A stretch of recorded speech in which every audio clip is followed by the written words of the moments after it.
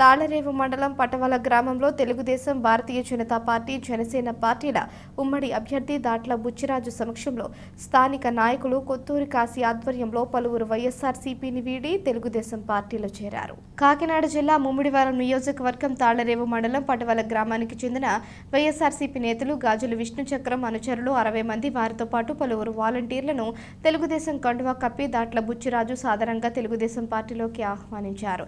పటవల గ్రామ కమిటీ అధ్యక్షులు బచన సత్యబాబు, ఈ కార్యక్రమంలో గోవిందరాజు, సత్యబాబు తదితరులు పాల్గొన్నారు.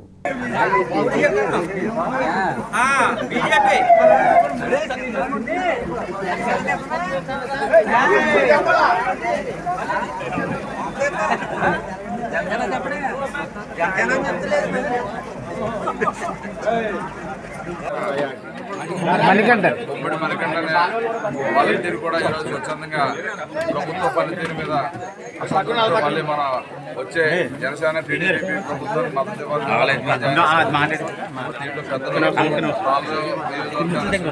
పరిపాలించిన పెద్దల శ్రీకాళ రాజేంద్రరావు గారి ఆధ్వర్యంలో కూడా మరి ఇవాళ తెలుగుదేశం పార్టీ కుటుంబంలో మీ అందరూ జాయిన్ అవటం చాలా సంతోషం.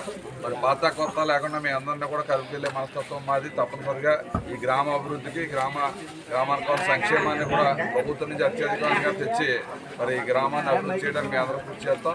ఎందుకంటే 5 సంవత్సరాల జగన్మోహన్ రెడ్డి ప్రభుత్వంలో ఇవాళ రైతులందరూ కూడా తీవ్రమైన ఇబ్బందులు ఉన్నారు. యువత అంతా కూడా ఉద్యోగ అవకాశాలు లేక నిరుద్యోగంగా మారిపోతున్నారు. ఉద్యోగస్తులందరూ కూడా ఇబ్బంది పడే పరిస్థితి, మహిళా సోదరులందరూ కూడా ఇబ్బంది పడుతున్నారు. అన్ని వ్యవస్థలని ఎస్సీ సామాజిక వర్గాన్ని, బీసీ సామాజిక వర్గానికి తీవ్రమైన అన్యాయం చేశారు. కాబట్టి వాలంటీర్ వ్యవస్థను కూడా బలవంతంగా మరి రిజైన్ చేయించి పార్టీకి వాడుకోవాలని చెప్పి ఒక దుర్మార్గమైన ఆలోచనతో చేస్తారు. అయితే ఇప్పటివరకు మాకు మా నియోజకవర్గంలో సుమారు సగం మంది వాలంటీర్లు మాకు సపోర్ట్ చేస్తున్నారు. ఇక్కడ 5 సంవత్సరాల నుంచి సంక్షేమం దృష్టిలో జగన్మోహన్ రెడ్డి తీసుకున్న మద్యపాన నిషేధం చేస్తారని ఏం చేశారు? మద్యపాన నిషేధం మద్యాన్ని ఏర్లే పారించి ఒక డిస్టరీలోనే అతను తీసుకుని తప్ప మధ్యలో వచ్చి డబ్బంతా అతను కొట్టించాడు. అదేవిధంగా మరి ఇసుక ఉచితంగా ఇస్తా అని చెప్పి ఇసుక అంతా కూడా జేపీ కమిషన్ ఇచ్చి ఇసుక ఉన్న డబ్బంతా అతనే కొట్టించాడు. మరి పెన్షన్ 3000 ఇస్తారని చెప్పి కనీసం లాస్ట్ 3 నెలలు మాత్రమే ఇవ్వడం జరిగింది. ఆ రోజు మనం 200 పెన్షన్ 2000 చేసాం మన ప్రభుత్వంలో. ఇలా అన్నింటిలో కూడా ఫెయిల్యూర్స్ అన్ని కూడా మేము ప్రజల్లో తీసుకెళ్ళడం వల్ల పెద్ద ఎత్తున ఈ ఉమ్మడి ప్రభుత్వం ఏదైతే పవన్ కళ్యాణ్ గారు బేషరతుగా ఈ రాష్ట్ర ప్రయోజనాల గురించి ఆయన పొత్తు పెట్టుకోవడం, ఇలా పెద్ద మనసుతో ఈ రాష్ట్ర యువత గురించి కూడా ఆలోచించి ఆయన పొత్తు పెట్టుకుని ఎట్టి పరిస్థితుల్లో ఈ పార్టీని గతి తెంపాలి, మరి ఉమ్మడి ప్రభుత్వాన్ని ఏర్పాటు చేయాలని ఒక గొప్ప మనస్తత్వంతో ఆయన కూడా కలిసి రావడం. ఇలా వన్ సైడ్గా మన జిల్లాలో అయితే ఒక సీటు కూడా వైఎస్ఆర్కి వచ్చిన పరిస్థితి లేదు. మరి జనసేన కానీ టీడీపీ కానీ స్వీప్ చేసే పరిస్థితి ఉంది. అదేవిధంగా రాష్ట్ర వ్యాప్తంగా కూడా ప్రజలందరూ కూడా